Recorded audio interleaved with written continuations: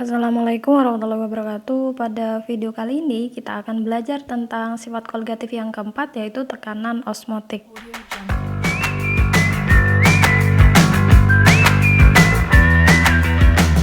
Di sini saya siapkan sebuah tabung U.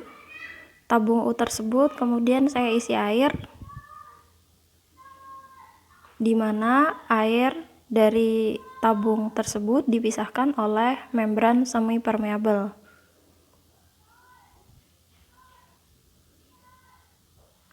Nah, membran semi permeabel sendiri itu apa? Yaitu suatu membran yang hanya dapat dilalui oleh partikel-partikel atau ion tertentu. Dalam hal ini adalah pelarut.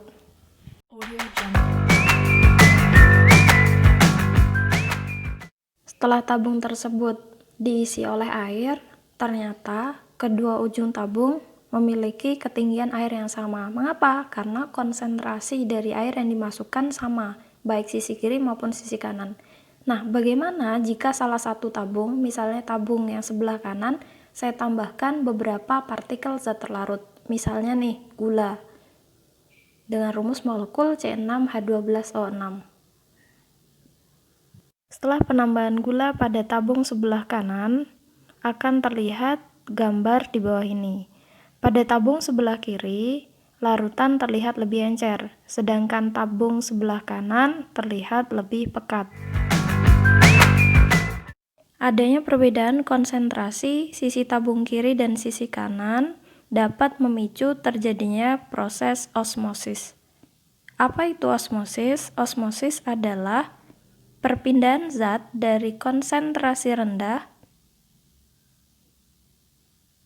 menuju ke konsentrasi yang lebih tinggi.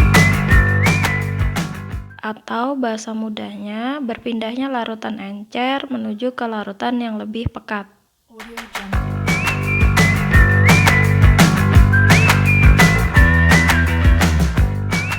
Berpindahnya pelarut dari zat dengan konsentrasi rendah melalui membran semi permeabel menuju ke konsentrasi yang lebih tinggi mengakibatkan sisi tabung di sebelah kanan terlihat lebih tinggi cairannya dibandingkan dengan tabung di sebelah kiri.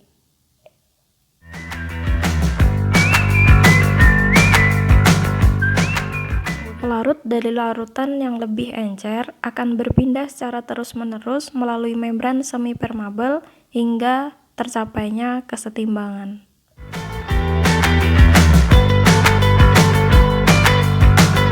Nah, tekanan yang digunakan untuk menghalangi agar zat encer tidak berpindah ke zat yang lebih pekat atau tekanan yang menghalangi proses osmosis dinamakan sebagai tekanan osmotik. Tekanan osmotik disimbolkan dengan Pi. Larutan terbagi menjadi dua, ada larutan non-elektrolit dan larutan elektrolit. Untuk larutan non-elektrolit memiliki rumus Pi sama dengan M dikalikan dengan R dikali T. Nah, Pi-nya sendiri adalah tekanan osmotik. Simbolnya Pi, satuannya atm atau atmosfer.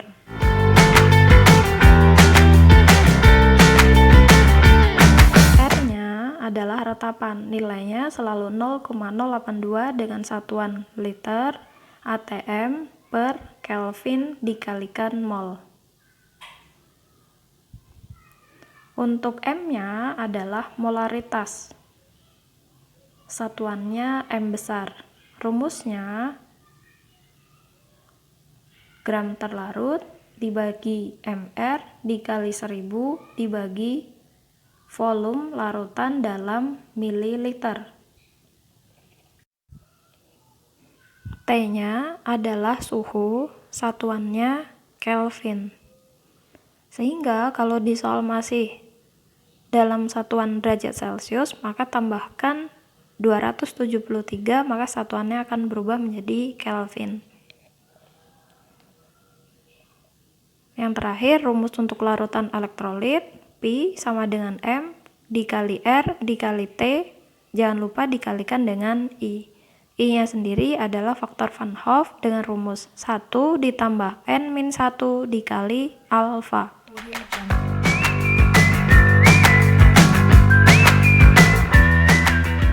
Selanjutnya adalah aplikasi peristiwa osmosis. Jika dua larutan dipisahkan oleh sebuah membran semipermeabel,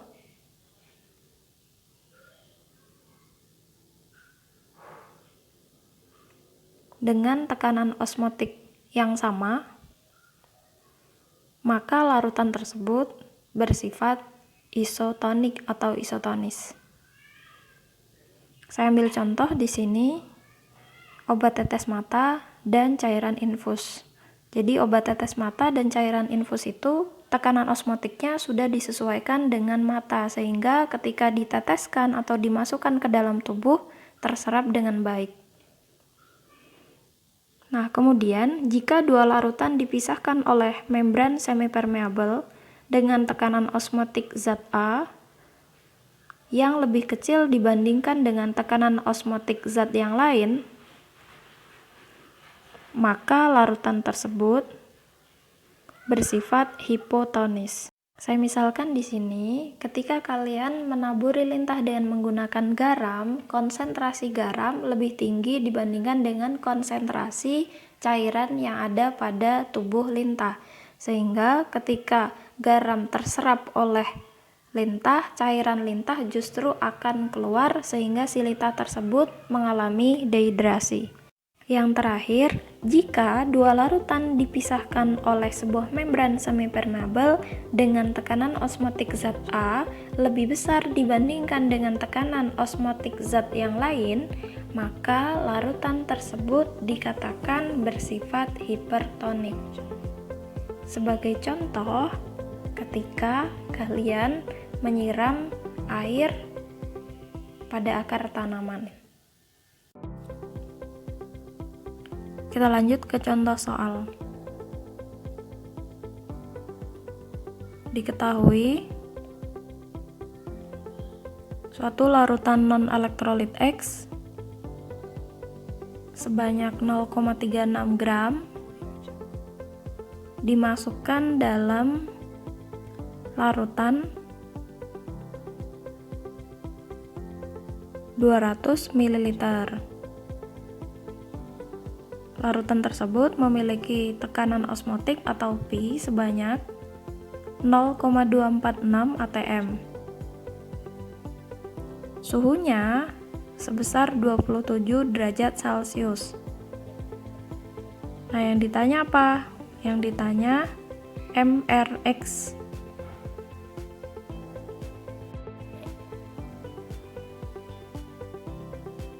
Kita coba jawab. Rumus Pi sendiri sama dengan M dikali R dikali T. Nah, perlu dikali I enggak? Nah, karena di soal tertulis non-elektrolit, berarti tidak perlu dikali I. Molaritas sendiri rumusnya gram terlarut dibagi mR dikali 1000 dibagi volume larutan dalam satuan mililiter dikali R dikali T. Kita masukkan tekanan osmotiknya 0,246, gram terlarutnya 0,36, mR-nya dicari, berarti MRX, dikali 1000 dibagi dengan volume larutan 200 ml. R-nya ketetapan, nilainya 0,082, suhunya kita konversi derajat Celcius menjadi Kelvin dengan menambahkan 273. Diperoleh 300 Kelvin.